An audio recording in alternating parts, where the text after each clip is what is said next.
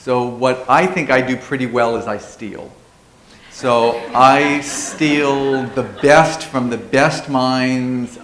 This is not from my mind. A lot of this is just the research of others. And so a lot of what we've learned in terms of how people make decisions, hot emotional states, all comes from outside, and we are so appreciative, and that's what I seek to bring you today. I'll start with the work of George Lowenstein and Dan Ariely. So they are behavioral economists. These are my favorite people. They study decision-making and understanding and judgment. How do people decide the things they do? So it obviously has great pertinence to what we do when we're speaking to families. By the way, what I'm speaking of is communication. I'm not speaking of donation communication. I'm talking about communicating in general with families at hospitals in hot emotional states. Because when your families arrive at the hospital, they've received that terrible phone call. When they come to the hospital, they are there. And it's not only for the donation people to know this, it's not only the donation conversation this pertains to, but it's all our communication that is affected by these hot emotional states. So George Lowenstein is at Carnegie Mellon, and Dan Ariely is at Duke. And Dan Ariely you probably know because I think other behavioral economists don't like him. He's very popular. And he's published lots of books like Predictably Irrational, The Upside of Irrationality, and just very well known. Lowenstein is a little less known. And what they bring to us, when I read this probably 6 years ago, it struck such a chord in me. I said, that is it. That is what I'm seeing at the hospital in these families. And what they talked about was this. People making decisions, judgments, what their understanding is in different states of mind. So they talk about cold states. I like cool states because I think it is evocative of really what we're talking about. When your parasympathetic nervous system is engaged and you're in harmony and everything is good and calm and peaceful in your life, and you see things through that particular lens. And hot states is when you are in this emotional state. We're not simply talking about a psychological state, we're talking about a physiological state. And we're going to talk a little more about that, but so everyone gets the cool states when everything is good in our life, but they talked about people making decisions in these hot emotional states. So I'm going to give you a quick primer into the work of Lowenstein and Ariely. So a quick one. I'm on a diet. I want to lose 5 pounds. And I think Weight Watchers is the way to do it. So I have my list with me. And I had breakfast, I had lunch. It's 2 o'clock. I'm not especially hungry. I have my list. I go to the supermarket. I walk up and down the aisles. I only buy what's on my list.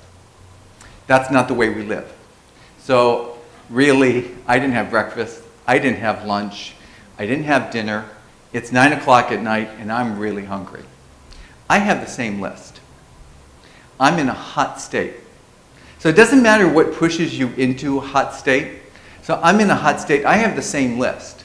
That list really is not as persuasive as it was at 2 o'clock when I wasn't hungry. So I'm going up and down the aisles, and the 3-pound bag of M&Ms is a lot more tempting to me.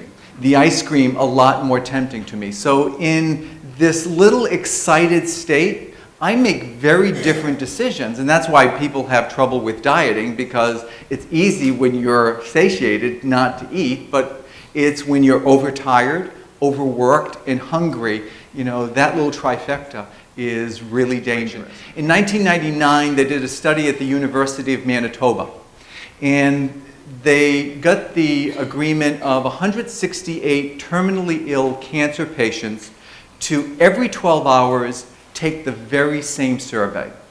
Now, how annoying is that? But these people agreed. Same questions every 12 hours. And what's your level of pain? What's your level of nausea? What's your level of depression? Just a series of questions. And the last one was always, what's your will to live? there was as much of a 30% variance in the will to live depending on how much pain, discomfort people were in a 12-hour period. That's incredible. People see the world differently in hot emotional moments than they do in cool moments. So what we were talking about, and you know it better than I, because my background is, doing ministry, but there are two things going on.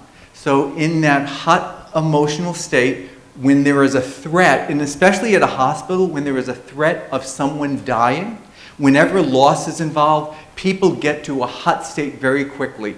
And what is happening is your thalamus is relaying this information to your amygdala, which puts you on high alert. And your locus coeruleus in your brainstem is going to send out norepinephrine releasing hormone, and then your body is off to the races with neurotransmitters and hormones, norepinephrine, epinephrine, at the same time through the hypothalamic pituitary adrenal axis. So your hypothalamus is going to secrete corticotropin releasing hormone.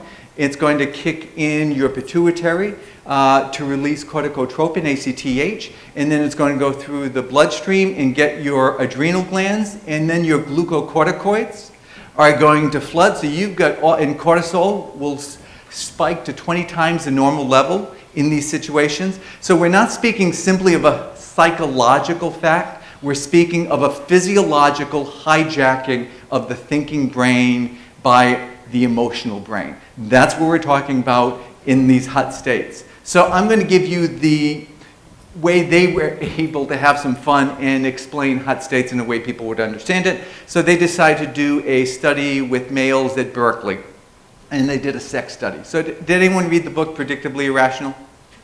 If you want to read the whole study, it's in that book. So what they did, they went to these college males at Berkeley and said, do you want to participate in a sex study? Sure. And it was boring. All they had to do was answer a series of questions. Do you have protected sex? Are you attracted to someone 30? Would you have sex with someone 40? Would you have sex with someone 50? Would you have sex with someone 60? Are you turned on by high heels? Would you have sex with someone who is really sweaty? Would you have sex with someone who is really overweight? Would you have sex with someone you hated? Just a series of crazy questions. And they answered in a cold state in very predictable fashions. So they were only having protected sex. A 40-year-old, to an 18-year-old, not very attractive. And shoes not a big turn on. They weren't having sex with people they hate. They weren't having sex with, overweight people. It was just almost down the line, you could predict it. So they gathered these same people a little while after the first part of the survey and said, do you guys want to participate in the second part, which might be more fun for you? And the second part was they had to get into a hot, aroused state. You can read the book, but they were given computers that were protected, and they had to answer the same questions, but now in a sexually hot, aroused state. Did they answer differently? Wow. Protected sex, not so important anymore. If I hate you, I'll still have sex with you. Sweaty, bring it on.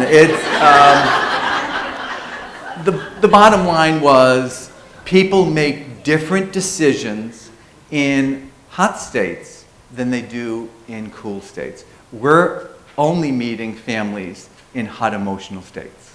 And we have to be very aware of that when we are working with families. And how do we help these families get to a better place that they understand what's being done on behalf of their loved one, they can make better decisions, and that's even obviously overflowing into their decision for donation. That's all we're trying to do. So I'm going to bring you to the granddaddy example of all hot states. Jacob Van Zanten, you may recognize this photo. This guy's the poster child for KLM. He's the poster child because he's good looking, he looks wise. He's also their safety instructor. And he's also known as the king of punctuality, and KLM was very proud of its punctuality in getting planes off the ground and then landing them exactly as scheduled. So I take you to March 27th, 1977. Jacob Van Zanten is off of 6 months of doing safety instruction throughout KLM, and now he's back to flying. And on this particular day of March 27, 1977, he is flying out of Amsterdam to Las Palmas in the Canary Islands.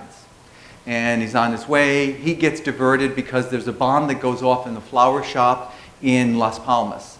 And they have to land at a little island that's now a resort place, but in 1977 it wasn't, Tenerife. And he lands his 747 at Tenerife along with a bunch of other 747s that were all diverted to this little airport. And again, little airport, there are 2 guys in the tower listening to a soccer game. And all these planes descend on Tenerife, and the 2 guys in the tower tell everyone, deplane, you know, let's have a big party. And most people do that, but Jacob Van Zanten doesn't. Jacob Van Zanten, by Dutch law, you can only fly so many hours. So Jacob Van Zanten, they land at Tenerife at 1:30 in the afternoon. Jacob Van Zanten knows he has to have landed at Las Palmas and taken off by 6:30 that evening, or else he will be grounded there and back up all the other KLM flights. So he does not allow his passengers to deplane. He keeps them on, and he gets on the horn with KLM and says, we need a plan. So how can we quickly move this along so that we can get going? And the plan they devise is, while everyone's playing, listening to the soccer game, they're going to refuel. So they start their refueling process, they order that up, they refuel, so by the time they do get to Las Palmas, they can just turn around, don't have to refuel. And it's about a 25-minute process to refuel. So they get it set up, they start the refueling, they're right in the beginning of it, and when you know, all clear. And all these other planes start to, you know, put passengers back on, get ready to take off, and now they're in the midst of this process, and now they're going to be last. Fog is descending on Tenerife. So fog is down, is limiting visibility to about 1,000 feet. And things are not looking good. They finish refueling. Jacob Van Zanten, the safety instructor for KLM, tells his co-pilot, let's take off. Co-pilot says, we don't have clearance to take off. Get clearance. They get clearance for the flight plan, not for the actual takeoff. This is still the worst airline disaster in history because, again, fog has descended. He can't see 1,000 feet in front of him. A Pan Am jet 1747 is parked across their runway. And, you know, at takeoff speed, it's about 165 miles an hour. They try to clear the top of the Pan Am jet. They don't. And they just create this huge dual fireball from these 2 planes. 584 people die on that day. This incident has been studied from many different perspectives, and you probably have seen PBS specials on this, and a lot of books have picked up on this. So the question is, if Jacob Van Zanten had been given this scenario in his safety instruction with the people he'd been working with for the last 6 months, would he have ever said he would act in this way? Never. So in cool states, people see things differently and make entirely different kinds of decisions. The advantage we have in donation is, you know, I know the OPO here does a great job of the continuing care with families, as we do in Arizona. We get to know those families rather intimately, and most of them are not crazy. On that day, they are. They're literally out of their mind. So it's understanding families in hot states behave differently, think differently, see differently, and we are trying to help them walk out of those hot emotional states. So what to expect from people in hot states? Difficulty with, and if this doesn't resonate with what we're trying to do with them, thinking, decision-making, problem-solving, concentrating, hearing, remembering, and attention span. And here we are trying to have meaningful conversations and pass on information that they need to know about. It just makes it very difficult. We have, as I said, the advantage of continuing to work with families.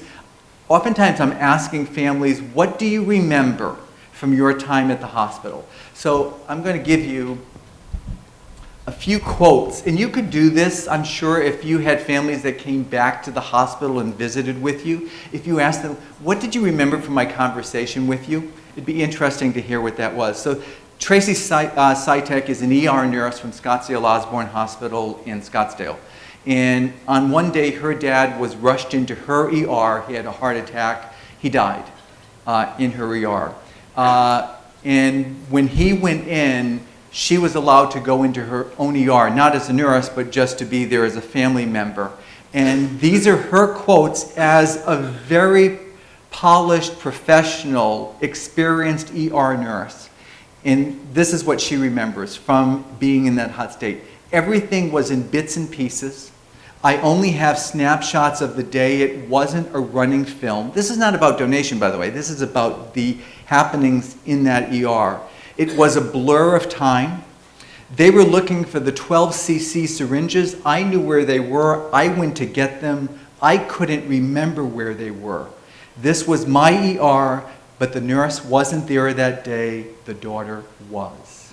People in these moments think differently. They don't remember well. I'll give you a quick incident that I had. I almost got killed going home from work a little while ago, maybe 6 months ago. I'm merging onto the highway. There's a truck that doesn't see me and is overtaking me. And there's another car. The only thing I can do is ease off the gas, but I think I'm a donor. This is going to happen today because this truck is taking me out and I'm going to roll over 3 times and be dead. So I just ease off the gas and the truck passes and I go, whew.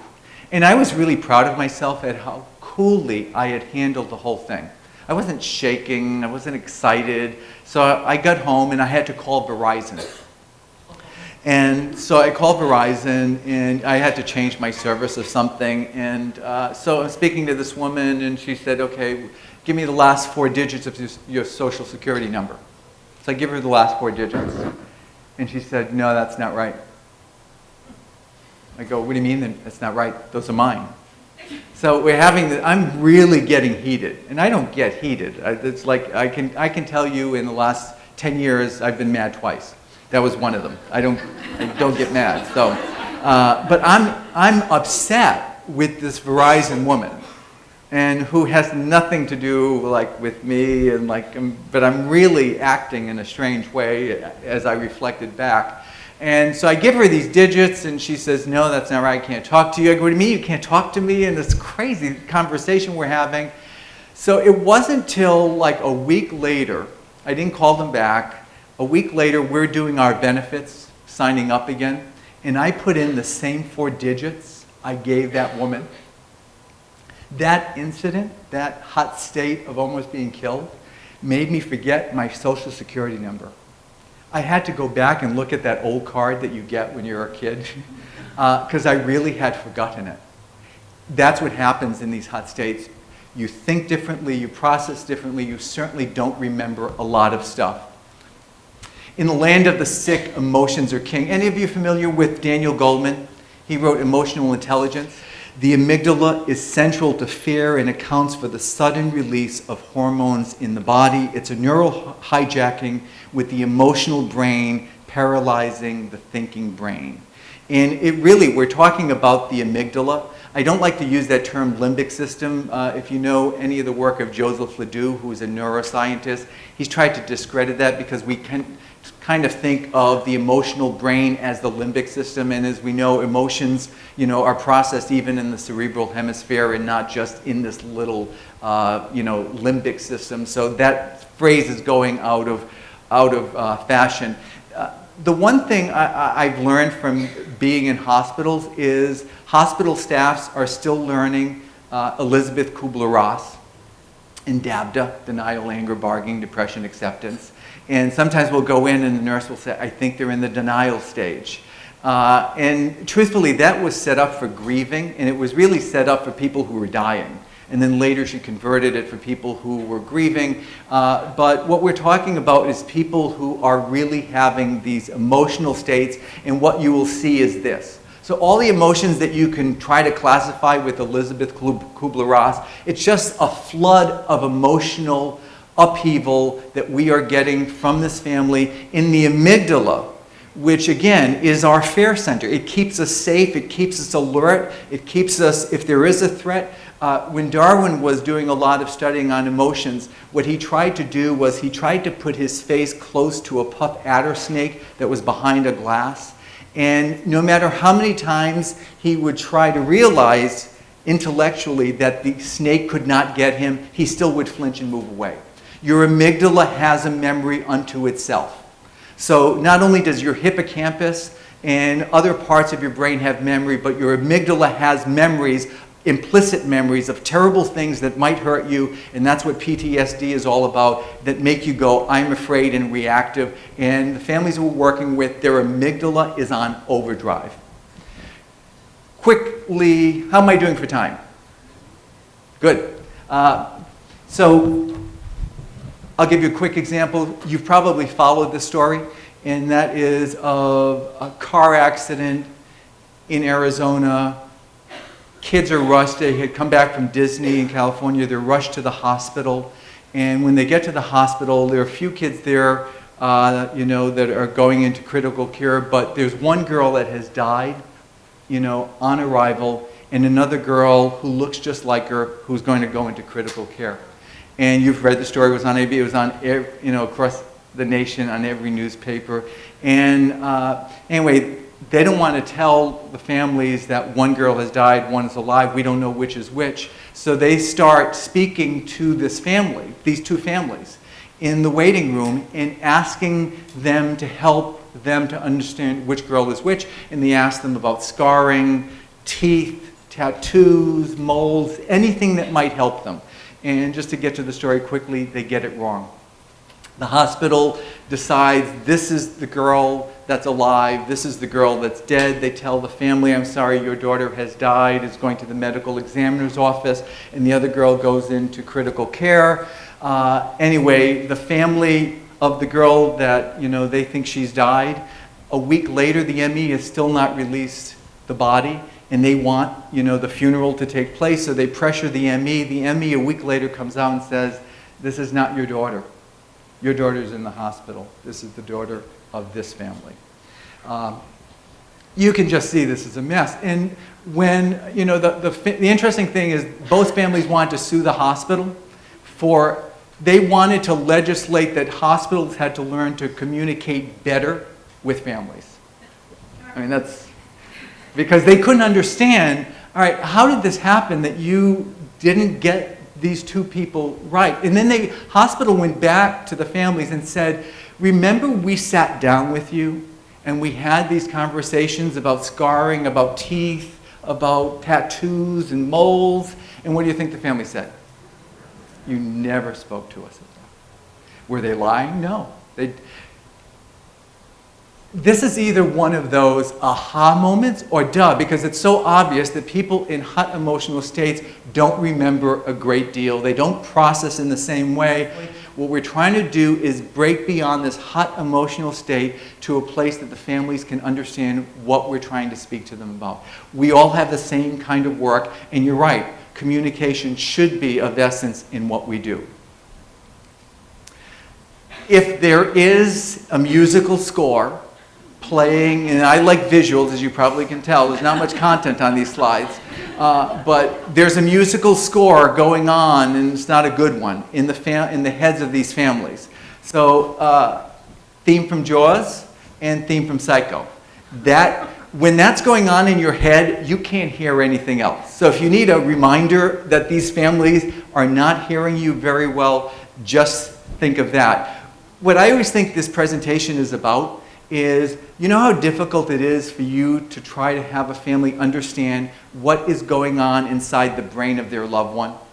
That there has been all this cellular damage and death, and no place for the brain to expand, and the loved one looks like he's calm and peaceful and breathing on this ventilator and will wake up tomorrow. It's really tough to explain that, isn't it?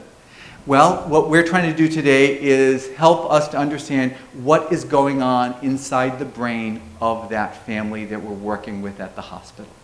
because that's just as difficult sometimes for us to comprehend as it is for a family to get what's going on inside the brain of their loved one. And that's why we have to bring really our focus to this. Taylor Clark wrote the book Nerve. I love this quote because we're talking about the amygdala. When people are in high alert in those high threat situations, it's like having a Montana survivalist permanently camped in your brain, one who's hypervigilant, paranoid, and has an itchy trigger finger. These families are really sensitive to all. In some ways, they're not getting it, but in some ways, they're hypervigilant, which makes them highly and overreactive. And that's what we are seeing. Did any of you watch the French Open? No. No one watched the French Open? I should almost skip this example. This is Nadal, who's the #1 tennis player in the world right now. And he was playing, this is the French Open, the final. And he's playing against David Ferrer. And he won the first set, 6-3. They're in the second set. He's winning 5-1. The set only goes up to 6. And then a protester comes on with a flare and lights a fire. And they clear the fire and the protester. But the amygdala, now these are professionals who do this all the time, who can focus, can really, take everything else out of their field of vision. And Nadal, again, he's ahead 5-1. He's going to, quickly close out this set. He double faults. If you know tennis, Nadal doesn't double fault. He double faults twice in a row right after this event and loses this game. David Ferrer is serving next, so it's now 5-2. David Ferrer double faults twice in that next game. But the interesting thing is, you could tell everyone was on edge because they were wondering what will happen next. And the next thing that happened behind David Ferrer, someone dropped something like that. You would have thought it was a gun that went off because David Ferrer just flinched completely that something terrible had happened. When people are in high alert, even at this professional level, they really can't, it's like that puff adder thing with Darwin, they cannot help themselves. So we need to do our best to help them. So in the old days, going right up to 1950, the way you worked with people in hot psychotic states was you'd put them in ice baths. And it works. It works. Or you could do cold blanket therapy. You can't do that. So the question is, how do you work with families in these hot emotional states if you can't do that? So first thing I'll make us all aware of, since we are so used to hospitals, we get very habituated to all the nonsense, all the noises, all the comings and going that take place in hospitals. We become habituated, which makes us rather insensitive to a family arriving at the hospital for the first time. So we have a perfect storm, don't we? We're highly habituated to the situation we're in. We're comfortable in it. This is our world. We live here. This is our home. And then we get a family that is on high alert, highly sensitized to this new situation, to the terrible circumstances, and we can seem that we just don't connect. What we're looking for in the staff, so I manage the staff that speaks to families at hospitals about donation. And Kevin and I were talking about who do you hire to do this. This is who I hire. So I look for amygdala whisperers. I look for people who can soothe situations. These are not fire starters. I've hired a few of those. That's not a good choice. The amygdala whisperer is someone who has a lot of experience and skill, but perhaps by their very person can bring calm and soothing to a situation. But that can not only be reserved for a few, so what I'd like to talk to you about is, what am I doing for time? But how much time do I have left? Good, okay. I have to ask because I pay no attention. I want all of us to be able to have some skills that we bring in to this conversation. First of all, this is helpful for you in working better with families in general. It is also much better for our conversations with families because the highest correlation between a family embracing donation is how well they feel cared for and communicated with by the hospital. A family that feels the hospital did everything on their behalf and for their loved one. When we meet them, there's no debris in the road. The family might be at a better place, and we will at least help them to get to a slightly better place by our intervention. But there is no obstacle to donation because the care and the communication at the hospital has been so excellent. So that's why we really have, an interest in how we work together. And again, when we work well with the family, it only reflects well upon that hospital in this team spirit partnership that we have. So I'd like to think a little more clinically about what we're doing. So what our staff is always trying to do is literally these two things.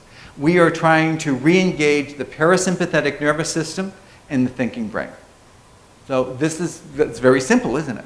Those are the two things. Those are our two goals. The question is, how are we going to do that with this family in a hot emotional state? So this is the let's go backwards because the guy put this in for me, and I should at least show you the way he intended. So we have the family really on high alert. It's the watchdog, and they're paying attention in this high alert, overactive state to everything, and we need to calm and soothe that. So how do we do that? So this is a picture of London in 1940. So on September 7th, 1940, the Germans started dropping bombs on London. And people in London and England, they knew this was going to happen, so they prepared. They prepared for psychological breakdowns throughout the city. So they mobilized counselors, psychologists, anyone who could work with people who might be shattered by the bombings that they knew were going to last a long, long time. And they were prepared for the worst. On September 7th, the bombing started. It didn't end till the middle of May 1941. What happened to the people from London? This. They went about their daily activities in a rather pedestrian way. So they still drank tea, but now on rubble. And they still delivered milk, but through piles of rubbish. And it's not what was expected. The interesting thing is that the Germans dropped the bombs on London every night at the very same time.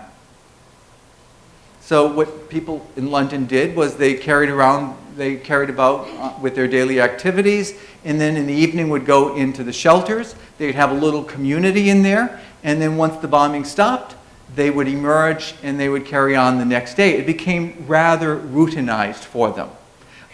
They got accustomed to what was happening. People that lived on the outskirts of London, the bombing occurred in a much more haphazard way. Those people did not fare well. Those people did not know when the bombs were being dropped. So when our families arrive at the hospital, they don't know what is happening. So you can see how the people in London had predictability. They knew when the bombs would fall every day. They had familiarity with one another, and even when the bombs were going to drop, they didn't have a loss of control because they would just go into the shelters and emerge when the bombing was over, and they created nice support systems. This is basic therapy. And anyone in therapy, what any counselor, any therapist is trying to do is to make sure that things become predictable for people, familiar, give them control, and give them support, and also outlets for frustration. By doing that for families that we are working with, you create safety.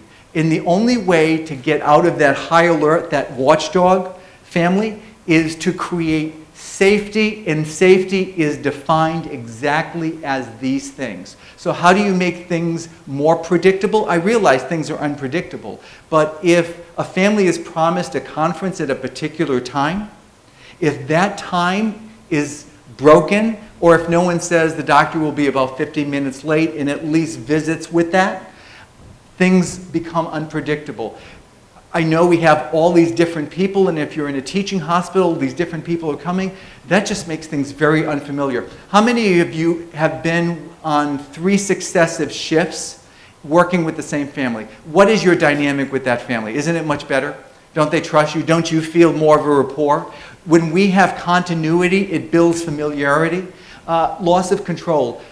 Families that feel everything is out of control with their loved one, what you will quickly start to see them do is try to establish some control. How many times have you seen in a waiting room, a family will try to build their home? And hospitals will go crazy. Hospitals will go, they're trying to take over the waiting room. No, they're simply trying to exert some sense of control over what they can do. And support systems, if you can get chaplaincy and social work and any other people to support this family, that would be great. The problem of what is going on, so you can imagine, if you look at all those things through the eyes of a hospital, they don't know where the restrooms are. They don't know how to get into the hospital. Parking is a problem. They don't know how to get back to the parking garage. They can't get through the doors of the critical care unit without being buzzed in. The system is set up literally to keep these things really going. And the more we can anticipate, how do we make things more predictable, familiar, provide control and support, the better that family will feel. The problem is this. While the family is trying to reestablish themselves, get some sense of control, so are hospital staff members. So what I often see when I go to the hospital is hospitals trying to reestablish these same things for one another against a family. So a family is, gathering all these people in the waiting room and a lot of visitors, and they're bringing in food and they're taking up too much room. So this particular hospital decides it's going to get the security dogs up with the guards. Have you ever experienced that? That's really horrific. I mean, I can't tell you a worse way to make a family feel safe than guard dogs. But what I did see was things were unpredictable for the hospital. They were unfamiliar. They didn't know what this large Hispanic family was going to do next. Hospital felt out of control. And what I did hear is a lot of, kind of complaining with each other about this family as they tried to exert some support and some, venting their frustration. So we have to be aware that as hospital staff, as OPO staff, we're trying to create the same thing because systems interact, don't they? A family in a hot emotional state will push staff into a hot emotional state. A lot of times when my amygdala whisperers arrive at the hospital, we will hear, get in there and do something with that family because they're out of control. And what that also tells us is the hospital at this point is in a hot emotional state. And that's going to make communication with that family from the hospital very difficult. It's very apt to go back into a hot emotional state and you have to start all over again with them. So how do we work with these families? So I'm going to introduce you to the work of Stephen Porges. Stephen Porges wrote this book, 2011. I could only read it with drinking lots of gin and tonics in Hawaii. It's written for neuroscientists, so the title, The Polyvagal Theory, The Neurophysiological Foundations of Emotions, Attachment, Communication, and Self-Regulation. It's exactly what we're talking about. And for 20 years, Stephen Porges has run the Brain Body Center out of Chicago, and it's multidisciplines. It's neuroanatomist, neurobiologist, psychiatrist, just a lot of different fields that have been dealing with how do you work with families in these hot states? How do you make things better for them? And I don't have time to go into the whole polyvagal theory, but he talks about the older unmyelinated vagus nerve. And then he talks about the more recent in our evolution, the myelinated vagus nerve. And that's why it's called the polyvagal theory. The old unmyelinated vagus nerve is responsible for our freeze. So we were talking about, fight or flight and freeze. Anyway, that's what the polyvagal at least addresses somewhat. But the part of this theory that is really exciting is how it pertains to hot states. So what he talks about, again, going back to what we were addressing before, how do you re-engage the parasympathetic nervous system of this family, of these individuals? And what he speaks about in this rather elaborate way is the vagus nerve is responsible for the innervation of 80% of the parasympathetic nervous system. So again, you've got this hijacking of the sympathetic nervous system, the HPA axis, and he talks about applying the brakes to the amygdala and the HPA axis through the vagus nerve. So how is the vagus nerve engaged as we try to work with people? The vagus nerve is engaged through the most basic thing, and that is human connection. And I wish I could make this much more complicated, but it's not.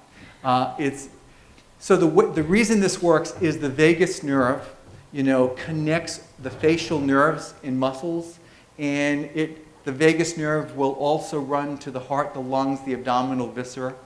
And that connection, if we can engage the vagus nerve, what we can do is bring calm to this family in a way that they don't even know it's happening. It's not simply because we're being nice to them, but there's actually a physiological effect. I'm just going to read this for you. This is from Porges. We have to understand that these defensive behaviors are physiological events triggered by specific neural circuits, and we need to figure out how to recruit the neural circuits that promote social behavior. That's the important part of this research. We can actually recruit these neural circuits through a variety of techniques: intonation, reducing the amount of stimulation in the environment, listening, and presenting familiar faces and familiar people. A big thing he talks about all through the book, noises really throw people into high alert. All those things you're habituated to, the buzzers, the beepers, all those sounds going on in the hospital, the intercoms, all of that pushes people into high alert. These are ways, basic things. So in communication, all this stuff works because it engages the vagus nerve. So the way I'm going to do this is I'm going to actually have to take a minute to sit down and connect. When Valerie sees my eye connection with her, she's blinking her eyes in agreement or understanding. By doing that, it's engaging the vagus nerve. Listening is actually a motor act. The middle ear is actually activated, which activates the vagus nerve. All of those things in human connection are actually having a physiological effect, engaging those neural circuits. If you remember two things, remember the Jaws and the Psycho thing, because those are the families, and remember the FaceTime. Because if you do that, if you sit for a moment, if you make those interactions, even as brief as they are, meaningful, you're connecting to the vagus nerve, you're really soothing people in a way that you don't even know. And you're also establishing this connection that's going to have residual for you as you continue to work with this family.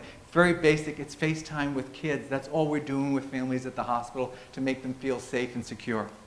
So again, we're trying to restore rhythm and safety, and what they have found is, can you mitigate by your intervention with people their level of pain? And there are studies on this with babies getting shots. They don't want to inflict pain on babies. But mothers who are soothing the babies cry a lot less than when the mothers are ignoring those babies, is the truth. Again, as I mentioned these two areas of the brain are on alert. When I walk in and Valerie sees me and I don't make this better for her, I just keep her on high alert, which means she's not going to understand and comprehend what I'm saying. I'm defeating what I'm trying to do in the way of good communication. I won't go into this, but if you've never studied mirror neurons, which are in 2 or 3 different parts of our brain, mirror neurons are discovered by Italian scientists in Parma, Italy. And mirror neurons are a way that when I move my hand like this, whether you wanted to or not, in your premotor cortex, you had a neuron that did the same to give you insight into my doings and also to my emotions. It's this wonderful game of virtual reality that we play with each other all the time. And when you're with a family and connecting in a real way, a family is sensing your intentionality, and you're also sensing there's something, a dynamic dance that is happening in the way of empathy in this. The other thing in human connection that happens, have any of you studied the prairie voles and the montane voles? They even did this little thing. The prairie voles are monogamous because they have oxytocin receptors, and the montane voles are really flirtatious and don't mate for life. They fool around a lot. And when they gave the montane voles oxytocin, they mate for life. So oxytocin, how it anti-stress, reduces fear, creates feel calmness, lowers blood pressure, allows the brain to rebalance. How is it activated? Positive social interaction, warm touch. So you can't always touch people. What we try to encourage families to do is to touch each other, to hold each other, mom to hold child. So sometimes it's social support systems that encourage people to take care of one another. If I had to give an instruction to a family that arrived to the hospital, this is what I would ask the family to do. I would say simply, we're going to be sharing lots of information as we care for your loved one, and we really want to be helpful to you. We also are going to need your help, because the only way you're going to understand that information is if you do a couple of things. And I know you're not going to want to do these because you want to be in that room all the time with your loved one. But if you eat, have you ever seen a brain that hasn't had food, glucose deprived? It doesn't look good. We don't do well, and there's a whole study I'll talk about in my next session on judges and not eating. People don't sleep. People want to not sleep because they want to show how much they care, and they want to be with their loved one. And I've got 1 minute. So encouraging families to sleep and letting them know that that will help them to understand and help them in your care of their loved one. And breathing, the interesting thing about breathing, in anyone in high stress situations like police and SWAT teams, what they practice is breathing all the time. Because breathing allows the autonomic nervous system to be engaged by the somatic system.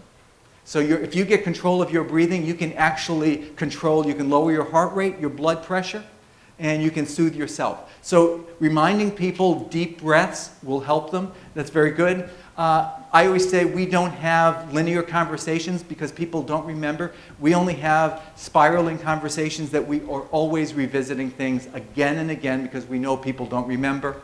And we don't overwhelm people with too much information at one time because they're not going to remember, they're not going to listen. And this great quote from Angelika Dimoka from Temple University, neuroscientist, people with cognitive and information overload will experience their frustration, anxiety, soar with too much information. People's decisions make less and less sense. So not too much. Great nurses usually divvy out information in 1 or 2 pieces because they know that's what a family can understand. They'll revisit something later.